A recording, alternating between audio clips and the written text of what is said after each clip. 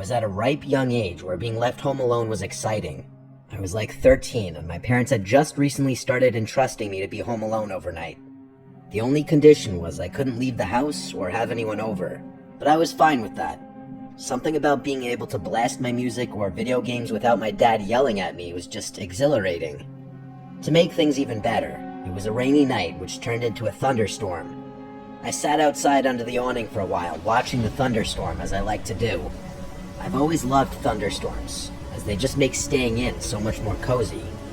After a while of watching the storm, I moved my Xbox from my room to the downstairs den TV, my dad's huge flat-screen TV with the Bose sound system. The only time I'd get to game on there was when I was home alone, and I loved it. The den was a half flight of stairs down from the living room level, and it was level with the backyard, so the backyard door was in the den. I'm describing the house in past tense because I moved out, but my parents do still live there. So I was playing Black Ops down in the den with the volume blasting. I was playing online multiplayer in a party with my friend Cody.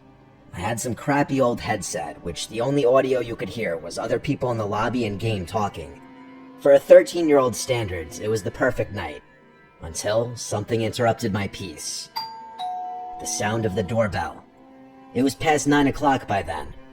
I told Cody the doorbell rang, and he said I should go check and see who it was. I wondered if maybe it was my parents back home early, but they had the keys, so they wouldn't ring the doorbell. I hid in a spot in the game where I wouldn't get killed. Then I went upstairs to the front door, asking who's there. I didn't realize how much of a mistake that would be. A male's voice on the other side said, "I need to use a phone." I didn't know what to do, so I didn't answer and went back downstairs. But it was too late. The damage was done, and I let whoever was out there know I was home. I told Cody about it, and his reaction was simply, "Yo, what the fuck?"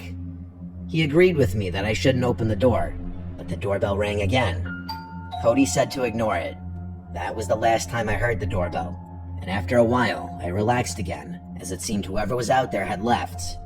I can't explain the roller coaster of emotions I felt that night. One moment I'm on edge, the next I'm relaxed and back into the fantasy world of my game. And then, as I was most at ease, I heard something to my right, and when I looked, I saw the back door closing and some tall man stepping inside. It was not my dad. It was a stranger. I dropped the controller and ran for the office door, and the cord to the headset quickly ripped out of the controller.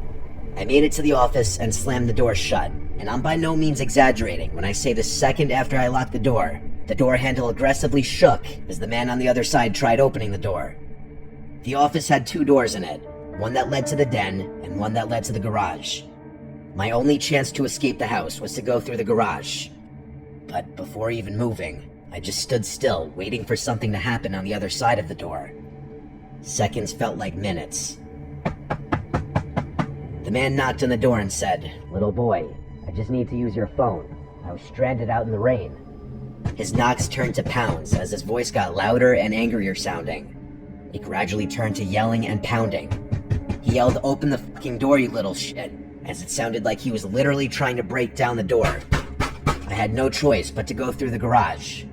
I pressed the button to open the garage door, and it was so loud and slow to open that I prayed the man couldn't hear it. As soon as it was up about halfway, I crawled under and ran through the storm a few doors down to our neighbor Julian's house, who I knew well because I used to play with his dog Copper when I was little. I heard Copper barking as I rang the bell, looking back at my house, hoping not to see someone coming down the block.